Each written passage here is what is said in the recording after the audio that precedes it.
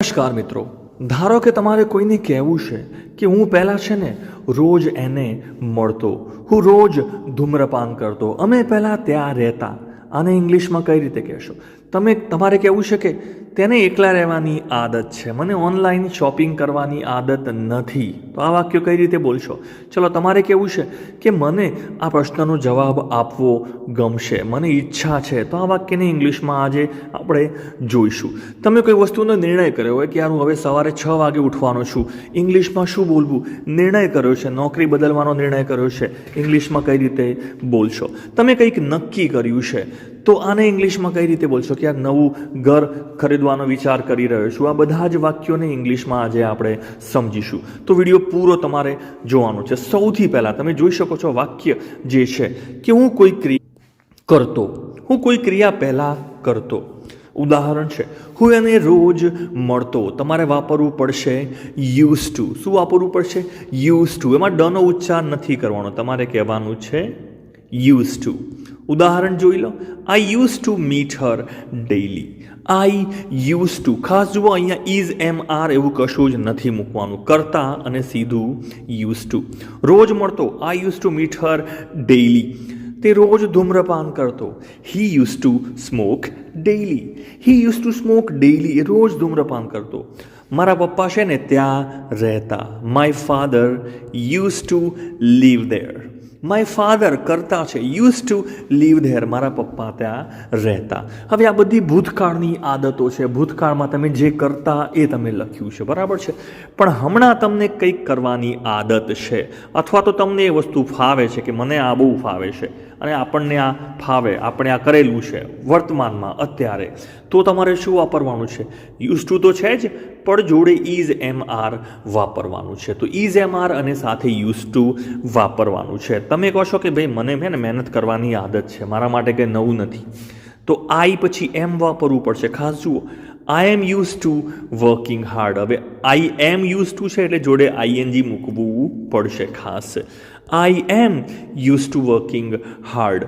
મને મહેનત કરવાની આદત છે, હાલ પણ છે. હવે જુઓ, આની પહેલાં તમે જોયું હતું, એમ કાઢી નાખો. આઈ use to work hard. I use to work hard મતલબ હું પહેલાં મહેનત કરતો, પણ આઈ am use two working hard, મને મહેનત કરવાની આદત છે. તમારે કેવું છે કે તેને જુઠ્ઠું બોલવાની આદત છે. હી જોડે ઇઝ વપરાશે. He is use to telling વપરાશે, telling lies. He is use to telling lies, તેને જુઠ્ઠું બોલવાની આદત છે. તેને એકલા રહેવાની આદત છે. She is use to living alone. She is use to living alone, તેને એકલા રહેવાની આદત છે. તમારે કહેવું છે કે મને ઓનલાઈન શોપિંગ કરવાની આદત છે. મને ઓનલાઈન શોપિંગ કરવાની આદત છે. તમે કહેશો I am use to shopping online. I am use to shopping online, મને ઓનલાઈન શોપિંગની આદત છે.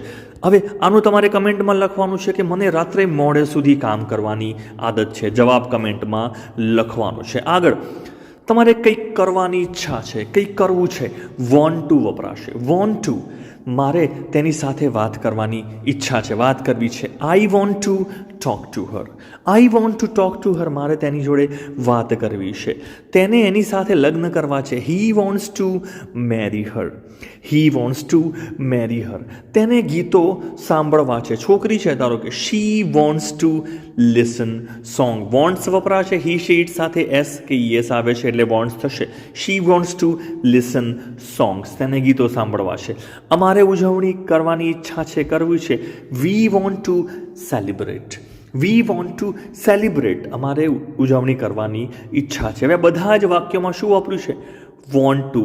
જો તમારે કંઈ ના કરવાની ઈચ્છા હોય ને તો શું વાપરવું પડશે?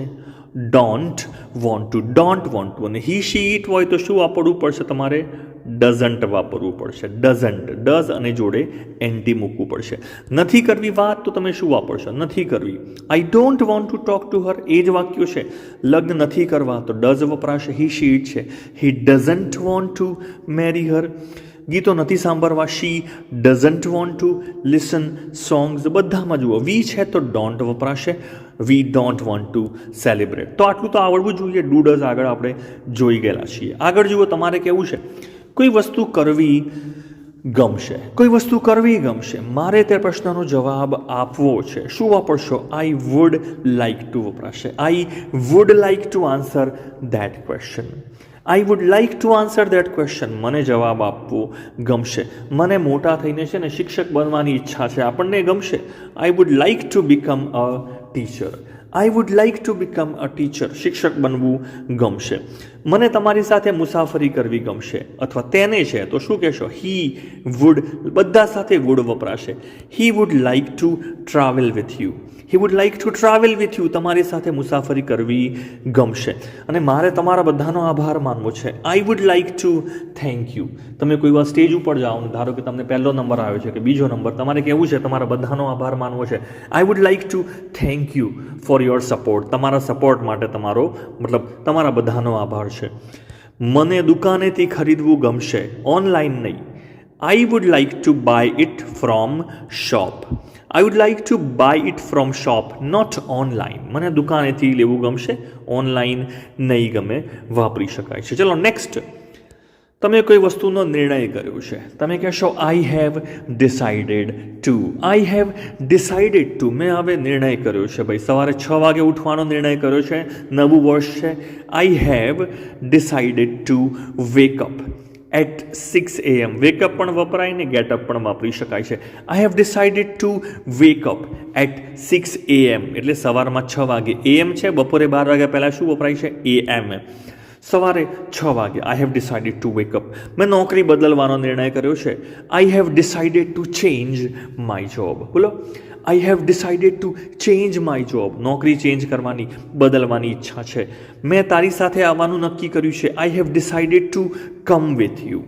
આઈ have decided to come with you. હું તારી સાથે આવવાનો છું. નેક્સ્ટ. તેણે તેની સાથે, તેને ફાઇનલી એને લગ્ન માટે એને મળવાની ઈચ્છા કરી છે કે એને એકવાર મળશે. He has decided to meet હર.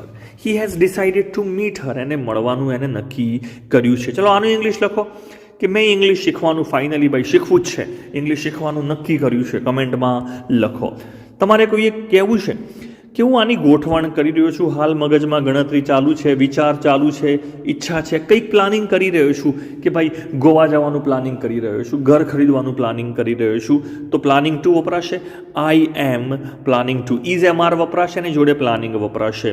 નવું ઘર ખરીદવાની ગોઠવણ કરી રહ્યો છું. I am planning to buy a new house.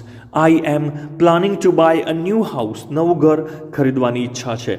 નોકરી બદલવાનો અત્યારે વિચારણા કરી રહ્યો છું. I am planning to shift my job.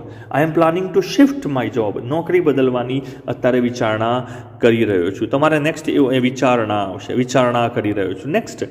તે વિદેશમાં જવાનું અત્યારે પ્લાન કરી રહી છે. She is planning to go abroad.